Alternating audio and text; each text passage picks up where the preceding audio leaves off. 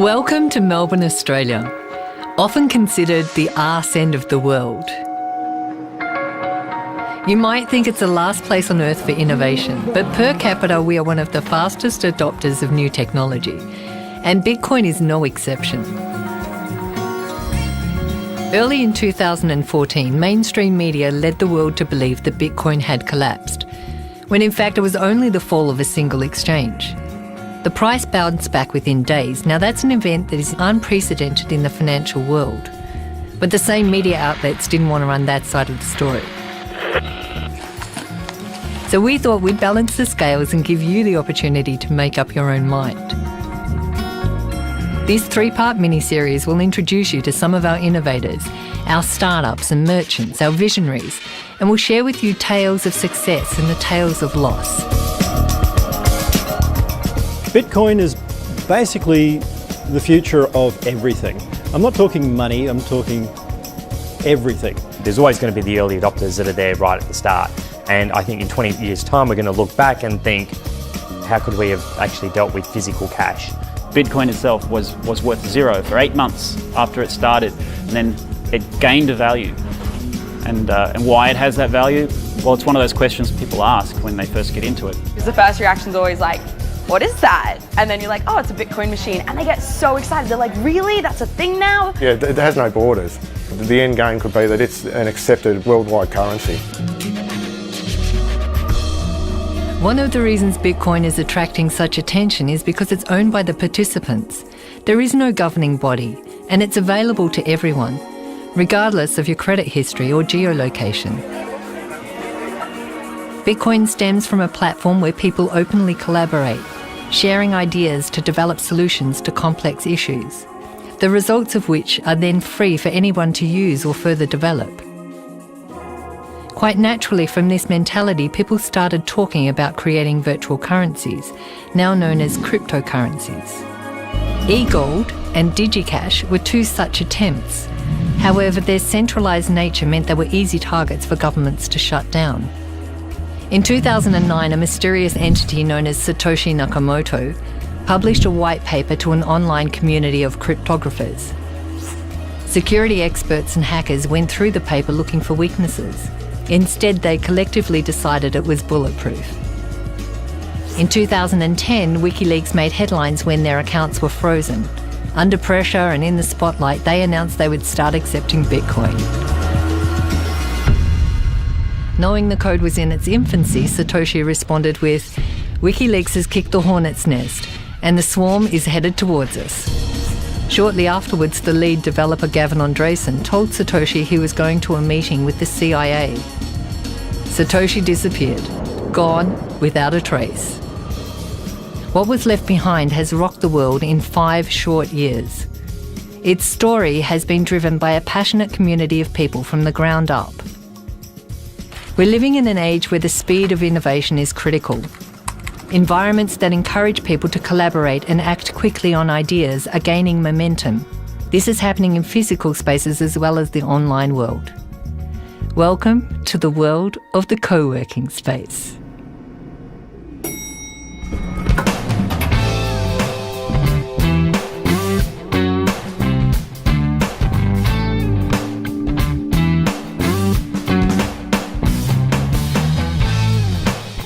This is Inspire 9, a co-working space here in Melbourne, where many startups get their first shot at collaboration with other people and working in an environment really unlike traditional office spaces. You find a lot of resources in other designers, developers, and even business people who are willing to help out and give input into whatever project you're working on. Some really good startups like Adioso, Rome to Rio, Uber were based out of Inspire 9 as well. So it's a great place for people to tap into the resources of the local startup community.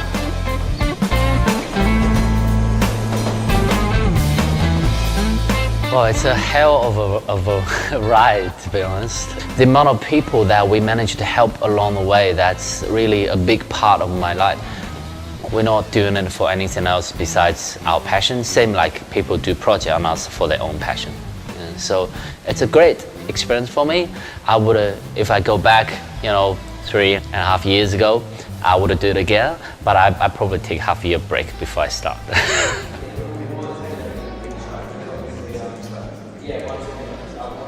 There's a really big global trend going around of how the cost of operating startups has really dropped, and the support networks are really growing around it. Silicon Valley obviously has a great thing going for it, but our goal is really to bring a little piece of that over here, innovate and build world-class companies out of Melbourne.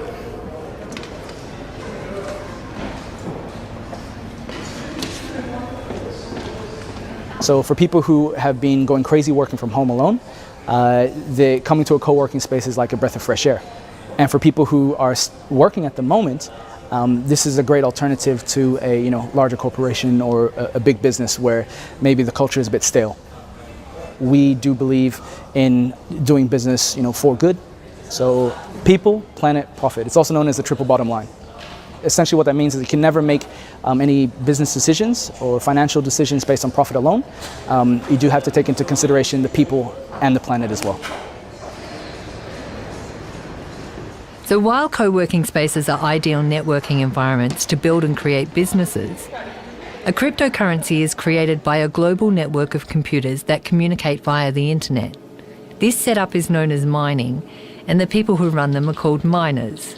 George from the Hub explains. Your developers, your software programmers, anybody who deals with systems and numbers, but when they create a network, it will be a network that is made or built so that it doesn't need people as much, right? It can run without people. But at the same time, it's the people that created those systems. The Bitcoin mining community, the miners, their form of expression in terms of networking is through the systems and the numbers.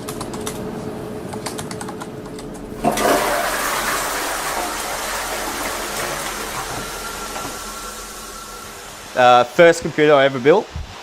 That was doing well for about a month and realised, okay, shit, this might be profitable.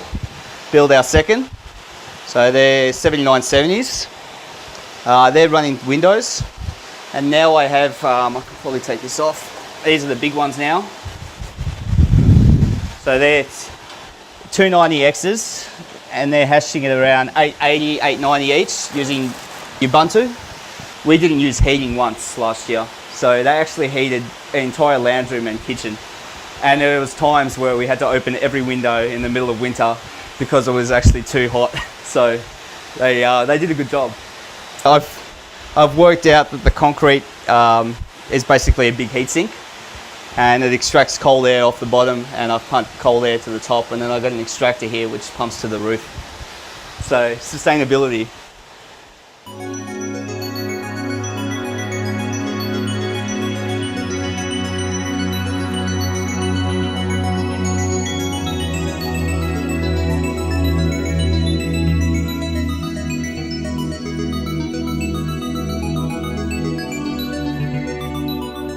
So this Bitcoin network checks and verifies all transactions to make sure they're legitimate and they're not duplicated. Each miner is rewarded for its speed and accuracy. All the transactions are kept on a public ledger called the blockchain. It's like a giant bank statement that shows every transaction ever made. It also stores the Bitcoin. Anyone can watch it grow in real time and explore its past. To access the blockchain, you need a wallet. This lets you send and receive Bitcoin. A Bitcoin wallet is a bunch of private keys that are used to sign transactions on the Bitcoin network. So they just look like a bunch of long numbers. There are about as many private keys possible as there are atoms in the known universe. So we're talking about like 1 with 77 zeros after a different number of private keys. The private keys, they're pretty much just that. You have to keep them secret because if anybody gets access to your private keys, then they can spend your Bitcoins. Your QR code, good sir. So far. There are different kinds of wallets. There are hot wallets, cold wallets, there's online, offline, hardware, software, all kinds. Essentially a Bitcoin wallet is just a collection of your private keys, just like you would have a key ring. If it's printed on a piece of paper, it's usually called a paper wallet. And all that is you have your private keys and your Bitcoin addresses just printed out onto a piece of paper, usually with a QR code. If you're clever, you can hack all the funds on that. Is it full of money? Find out. So you can then store that somewhere securely, and at any time you can then scan that back in to an online wallet and spend the funds. So you can compare a cold wallet to a safety deposit box, whereas an online Bitcoin client is just sort of like using a bank account. You would use a thin wallet just in sort of everyday use. You wouldn't hold all of your Bitcoins on that, just as you wouldn't hold all of your money in your wallet. You would just carry a small amount of Bitcoins around on a thin client, maybe on your mobile phone. This is the most convenient way.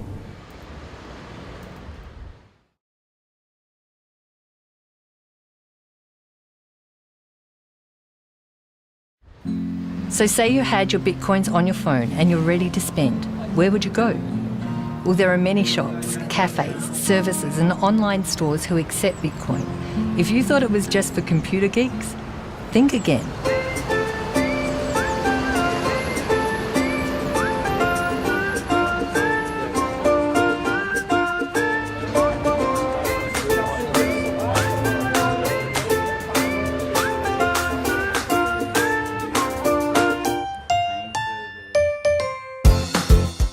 My name is Jenny.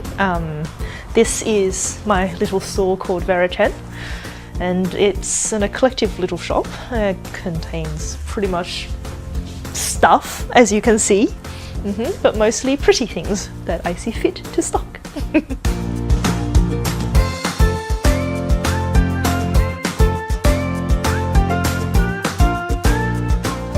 These little things here were the first product that Verichen ever sold to someone who purchased with Bitcoins, and since then I have renamed these products to BitBunny. Our system's also geared up to print up the receipt to say that you have paid in Bitcoin instead of credit or cash or miscellaneous.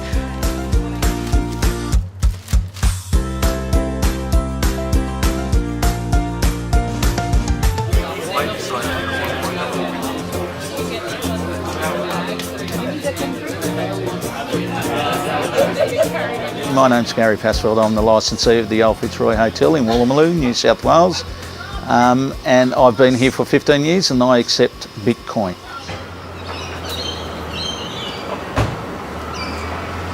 It will be rare that we don't get somebody inquiring about it weekly. It's amazing the exposure we're getting out of it. It's quicker than an EFTPOS transaction. Yes, you do need a tablet, but that's your only outlay. Everything is simple from there.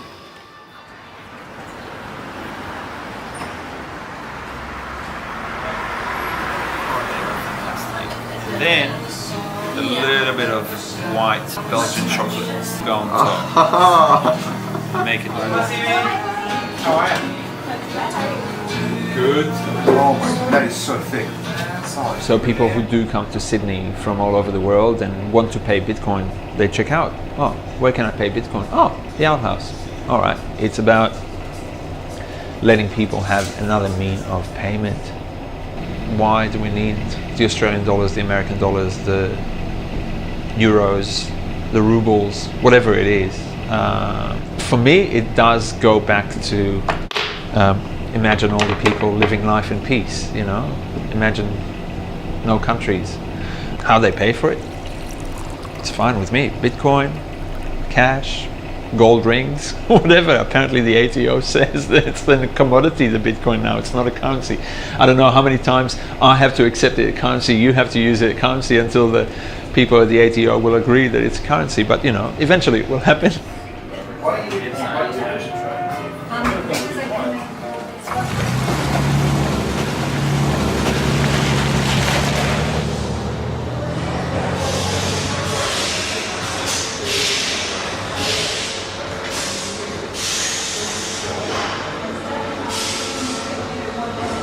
So Tamar is building the flux capacitor at the moment. Don't laugh, that sounds cool. Well, my name's David Brim. I'm CEO and co-founder of Tomcar Australia, and here we are in the manufacturing facility of Tomcar in Melbourne.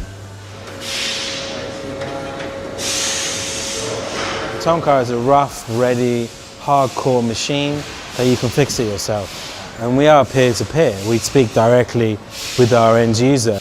And we name every change after a customer. So there's a sheep station in Western Victoria who wanted an extra grab handle on the driver's side. So that's Deborah and David Bain. So now we've named the grab bar the Bain bar. So you can order the Bain bar now. The high gearing is named after Peter Crombie, who has a big cattle station in Longreach. So the Crombie set for the gearbox, and there's a number of other things like that. We came across Bitcoin through the Melbourne community. I heard about it, and we got interested, and we looked into it, and then we found out some of our suppliers take it. You know, we had a test with one of our suppliers. We bought some parts, and we saved some money internationally. So we've trialed it now with a number of suppliers, and it works, and we're still using it. And then we thought, you know, why not take it? Unlike large corporations who have dedicated finance departments, small businesses are often left in a frustrating world to fend for themselves. Even something simple like sending money overseas can take up valuable time and present large fees that nobody can account for. Latin America, for example, sending money to bank stairs fraught with robbery. I've even lost money, you know, where the bank said it didn't arrive. It's gone through a third-party bank. It's gone through an American bank to be sent to a bank in Guatemala, for example. You pretty much always lose 5% if you're dealing with Australian or UK or American banks. I pay over $1,000 every single year between just tiny little frivolous bank fees. And given how much the banks make out of your personal accounts, my personal account, everybody else's credit accounts, there are fees, there are charges, there are interest rates. They make so much money already. They don't have to take any more, but they do. Still, every single day, every month, everybody gets billed.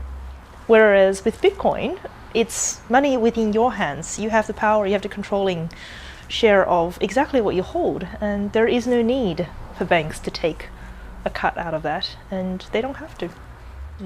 I lose more money out of credit cards than I've ever lost out of Bitcoin. And credit cards, people can walk in, and they regularly do walk in, present a credit card with ID, and walk out without paying or doing the transaction. If they don't return to pick up their cards, we've lost that sale. And I've had sales that have been hundreds of dollars that they've walked out on. It's cheaper for them to get a new ID and a new card. But as I said, there's absolutely no problem with Bitcoin.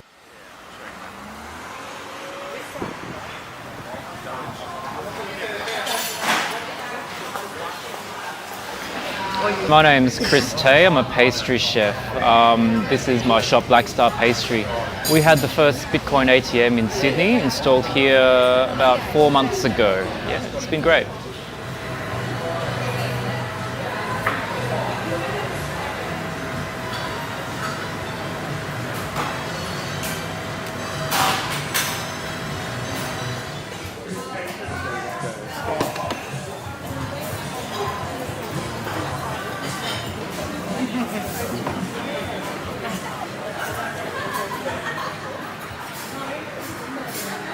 There's 60 staff in 2 shops now.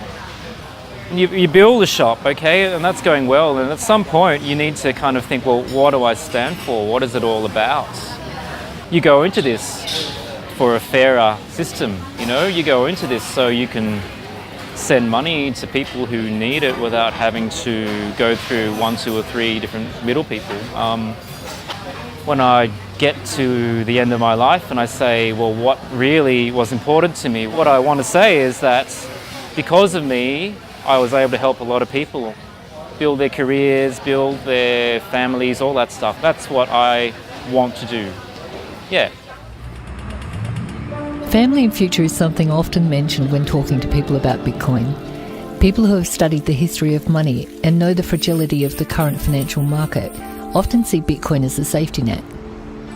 okay, so we've brought these 4 children into the world, and we thought their future ought to have been pretty squared away, right? But now as they get older, I mean, our eldest daughter is 16. You think, what okay, so how's this going to work for her again?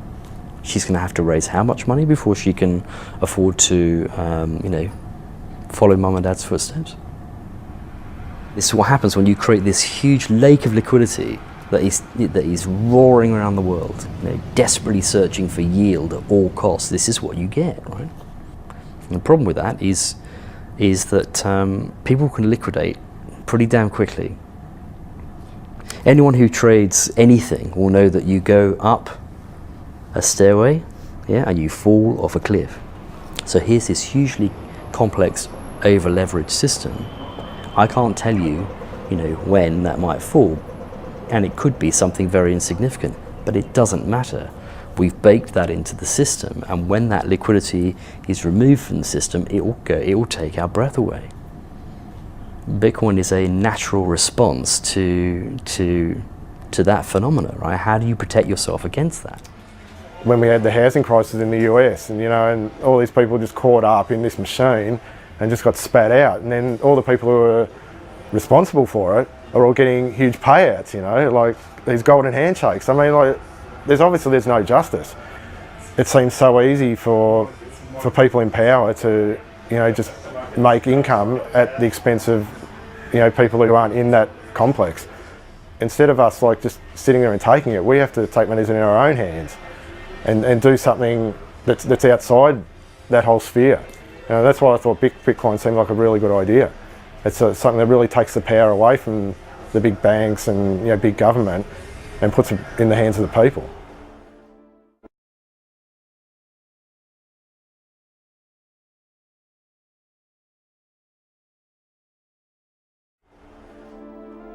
Government regulation is a hot topic, especially when sensitive personal information is requested, then filed away in a centralised system the public have no access to.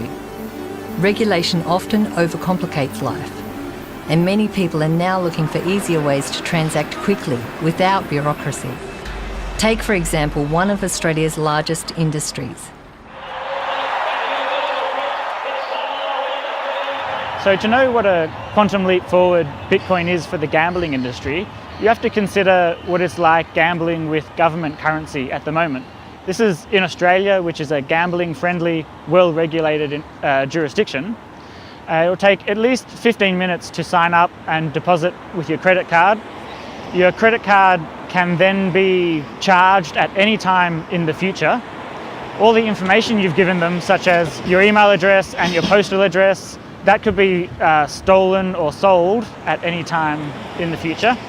Then when you want to make a withdrawal, you'll have to verify your ID by sending in a copy of your credit card, sending in the front and back of a government-issued ID, and sending in a utility bill.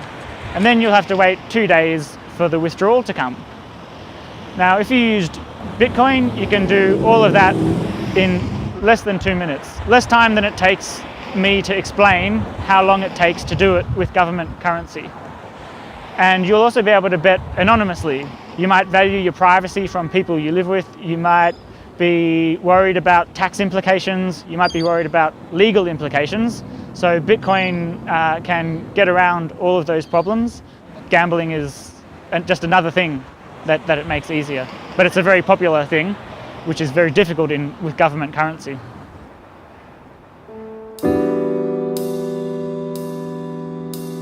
There's a big question about the regulation of cryptocurrencies like Bitcoin. The whole point of cryptocurrencies is that they are designed to work transparently, without third-party intervention, government included.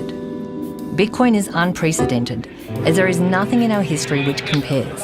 It's an intriguing topic, and a great social experiment which is attracting some of the smartest minds in the world, from all walks of life.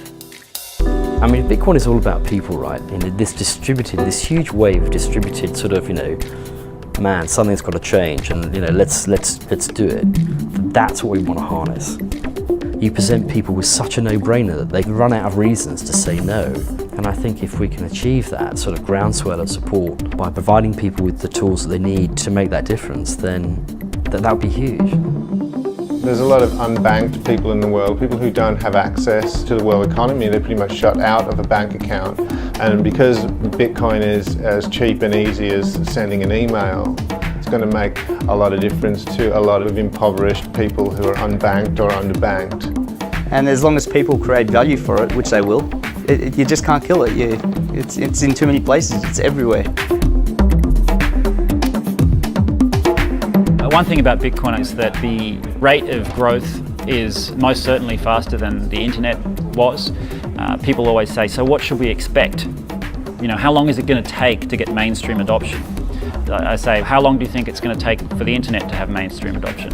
It was in fact only 7 years ago there were no smartphones because they hadn't been invented. So that required everyone to get a new phone, for pieces of hardware to be developed, to be distributed, to be sold in shops. Bitcoin doesn't require any of those things to grow into a commonly used thing. It's more like Twitter adoption or something like that. It just requires someone to poke their screen a little bit and, oh wow, now I've got a Bitcoin address. Well, I guess I can start accepting Bitcoin. Anyone want to sell some to me? Yeah, sure, I'll do that right now. Bam. Cryptocurrencies such as Bitcoin bring absolute transparency to the table. The concept is starting to gain respect from skeptics, and it's encouraging conversation about alternatives to our current archaic financial system. The study of nature shows that change is a constant, it's an evolution, and an integral part of our survival as a species. Our ideas are a reflection of this. We can either protect our ideas by locking them away, or we can set them free and test them against a changing world. This realisation is clearly apparent in the world of software, where we have two models, proprietary and open source. A key way to find out which world you're in is to listen to the language of your environment. How much profit did we make this quarter? How can we make more? We'll have to consult our legal department. Hey, quick, copyright that idea. How can we cut costs? So how can we make them buy more? What else can we sell them? With open source, people break technology to explore what else is possible, to make technology work faster and more efficiently, generally bypassing middlemen and making technology more compatible. The results are slowly making businesses pay attention. Think Android, which is now the most popular smartphone in the world. Language around open source projects could sound something like, if we share the foundations of this project, will it help other people in the future? Let's open up this project so others can contribute. If I wanted to send $1 to Africa, direct to that person, how could I do that? In the case of digital currency, people got together and asked, how can we create a digital money for everyone? As a result of this question, we now have Bitcoin.